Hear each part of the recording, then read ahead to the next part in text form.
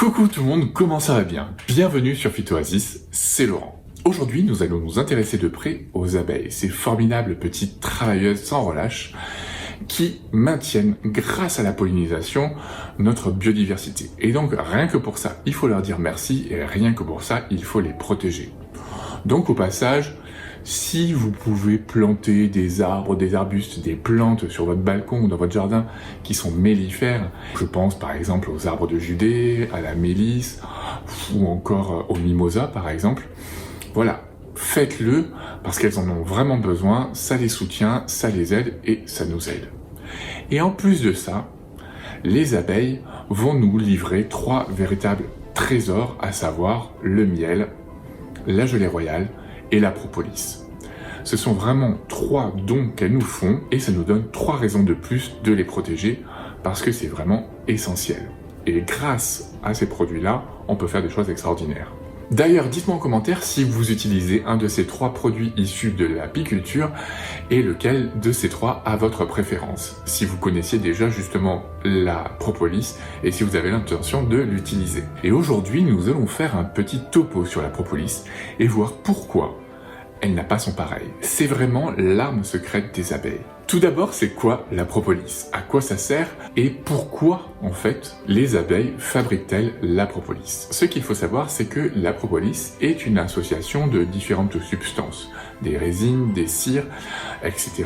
Et tout cela, pour vous la faire court, est mélangé à des substances que vont sécréter les abeilles, et tout ça mis ensemble, ça va donner la propolis. Les abeilles utilisent la propolis pour assainir la ruche et en particulier l'entrée de la ruche. C'est d'ailleurs ce que signifie propolis.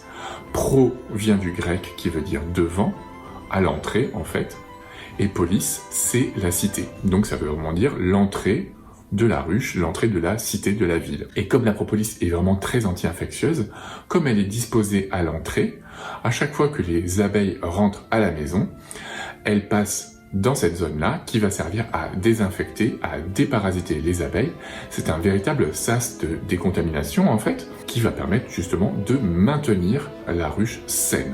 La propolis, en fait, c'est une sorte de glu, une colle, qui va permettre de colmater les fissures à l'intérieur de la ruche pour assurer l'étanchéité et de lutter contre les moisissures. C'est aussi un produit qui va permettre de protéger contre les intrus lorsqu'ils vont être tués ou mourir dans la ruche. Pour éviter que ces cadavres ne se décomposent dans la ruche, les abeilles vont faire une espèce de cocon de propolis tout autour du cadavre et ça va éviter là aussi la contamination à l'intérieur de la ruche par les produits de décomposition de ce cadavre. Et donc maintenant, ce qui est intéressant de savoir, c'est quelle est la composition de cette propolis. La propolis, en fait, elle contient énormément de molécules différentes, on en compte à peu près 200, et certainement plus. Et donc dedans, il y a 50% de résine qui va être chargée essentiellement en polyphénol, en flavonoïdes. Elle contient aussi 30% de cire, 10% d'huiles essentielles, et 10% c'est énorme. Elle contient aussi 5% de pollen, et 5% de minéraux, de vitamines. Donc dans les minéraux, vous comptez le zinc, le magnésium, le potassium, entre autres, et dans les vitamines, des vitamines du groupe B, donc B1, B2, B6, mais aussi de la vitamine C et de la vitamine E. Donc ça fait déjà un très beau cocktail, très disparate, et donc ce qui va permettre plein de possibilités et plein d'actions différentes. La composition va varier en fonction de la zone géographique où les abeilles butinent, et parce que forcément les plantes seront différentes, et ça va aussi provoquer un changement de la couleur de cette propolis. Nous, en Europe, la propolis est très ambrée, elle est brune, parce qu'en fait elle est très chargée en polyphénol issus des bourgeons de peuplier, de marronnier, de saule par exemple, et ça va aussi permettre de lui conférer des grandes capacités, notamment antioxydantes, parce que justement les bourgeons de peuplier sont très riches en polyphénol, qui possèdent des molécules à l'intérieur très antioxydantes, qui va nous permettre de nous protéger contre les radicaux libres, comme on le verra un petit peu plus tard. Et il peut aussi y avoir en fait des propolis rouges, comme la propolis qui vient de Cuba, ou la propolis verte qui vient du Brésil. À chaque fois, il va y avoir des variations de la composition biochimique, et donc des petites variations dans leur capacité, même si grosso modo ça reste à peu près la même. Bien, maintenant que tout cela est dit, voyons de quoi est capable la propolis. Donc on l'a vu, la propolis son rôle principal, c'est d'être anti-infectieuse. Donc forcément, elle va avoir des capacités très puissantes antimicrobiennes, antibactériennes, donc antivirales, antiparasitaires, antifongiques. Pour ce qui est des capacités antibactériennes, il y a énormément d'études qui montrent que la propolis est active contre certains staphylococcus, comme le staph doré, mais aussi contre des streptocoques, Escherichia coli, ou encore Helicobacter. Et j'en passe parce que sinon, on est encore là demain. Tout ça fait que ça va être super intéressant d'utiliser la propolis dans les pathologies respiratoires, effectivement en plein hiver, pour protéger des sinusites, des bronchites, des rhinites. Là, elle est parfaite contre ça. Vous allez pouvoir l'utiliser dans certaines pathologies buccales, les gingivites, les parodontites, l'aphte, et dans certaines pathologies digestives, notamment contre les ulcères. Parce que déjà, elle va permettre de cicatriser et parce qu'elle va permettre de lutter contre Helicobacter, qui est une bactérie qui est très souvent impliquée dans les ulcères et dans les gastrites. Et d'ailleurs, ce qui est génial, c'est que les études montrent en fait que l'utilisation de la propolis combinée aux antibiotiques permet de renforcer encore plus l'action des antibiotiques. Donc encore une fois, raison de plus de combiner médecine occidentale avec les médecines complémentaires naturelles pour mettre un maximum de chances de notre côté, avoir des résultats du feu de Dieu et donc de permettre de pallier là où l'une est plus faible que l'autre. Comme je vous le disais, elle a aussi des capacités antivirales et donc on pourra l'utiliser contre la grippe ou encore contre l'herpès labial ou génital.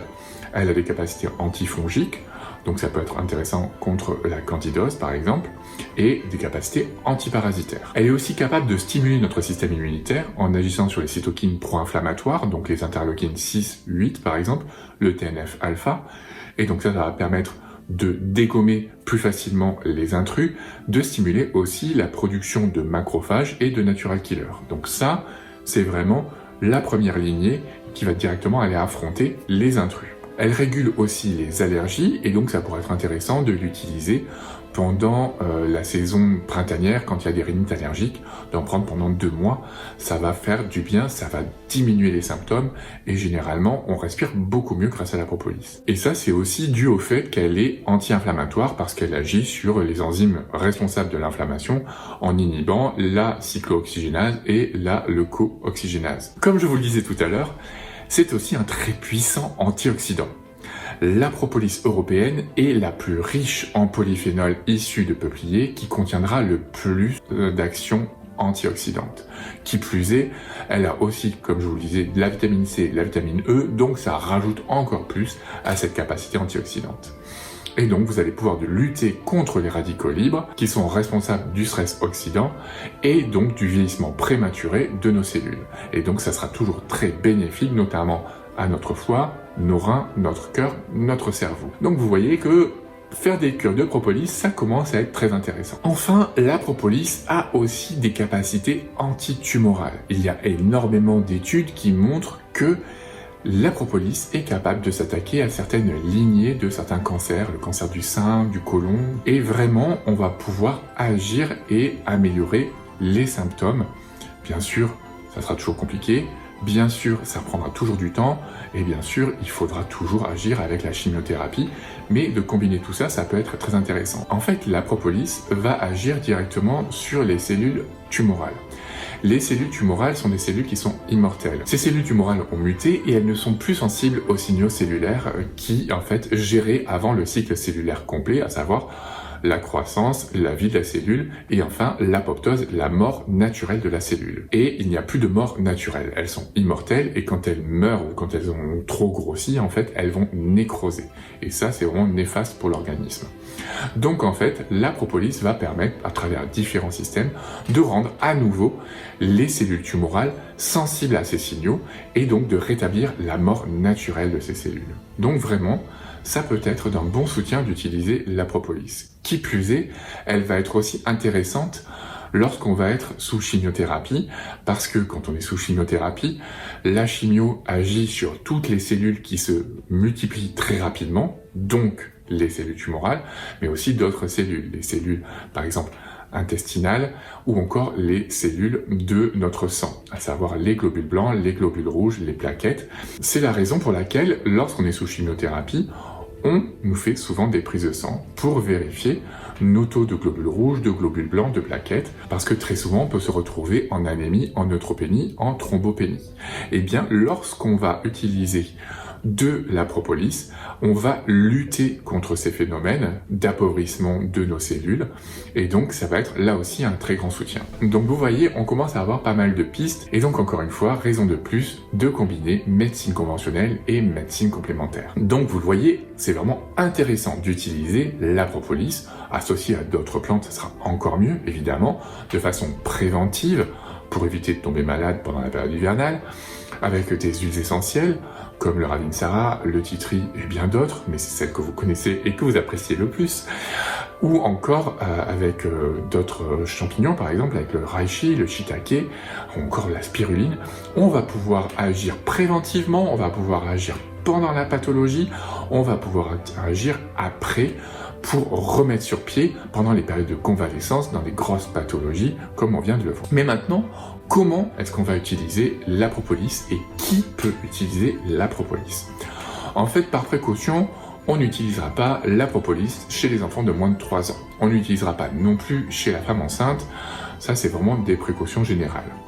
Attention, cependant, il y a certaines personnes qui peuvent être allergiques à la propolis. C'est rare, mais c'est possible. Maintenant, quelle est la dose? Qu'est-ce qu'on peut utiliser? Quelles sont les formes? Moi, j'utilise le plus souvent la propolis sous forme de teinture mère. Et ce que j'ai oublié de vous dire, c'est que la propolis, moi je trouve ça vraiment pas bon. Mais compte tenu de tous ces effets, on fait une croix dessus, on s'en fout du goût, on prend. Et donc, vous l'utilisez là sous forme liquide, sous forme de teinture mère. Et donc à ce moment-là, c'est 15 gouttes 2 fois par jour, et vous pouvez augmenter la fréquence quand vous êtes malade. Généralement en cure de 3 semaines, vous pouvez la prendre soit directement dans la bouche, soit avec un verre d'eau. Moi je trouve qu'avec un verre d'eau ça passe plus facilement. Et vous pouvez aussi la trouver sous forme de gélule. À ce moment-là, c'est 500 mg matin et soir. Comme je vous le disais, faites des cures de 3 semaines, vous arrêtez 1 semaine, vous reprenez 3 semaines, et vous faites ça sur 2 mois. En général, c'est déjà très bien et ça va vous booster. Voilà, j'espère que cette vidéo vous a plu. N'oubliez pas de liker, de commenter, de la partager, d'activer la petite cloche et de vous abonner dans l'ordre que vous voulez. Moi, je vous dis à très bientôt et d'ici là, portez-vous bien.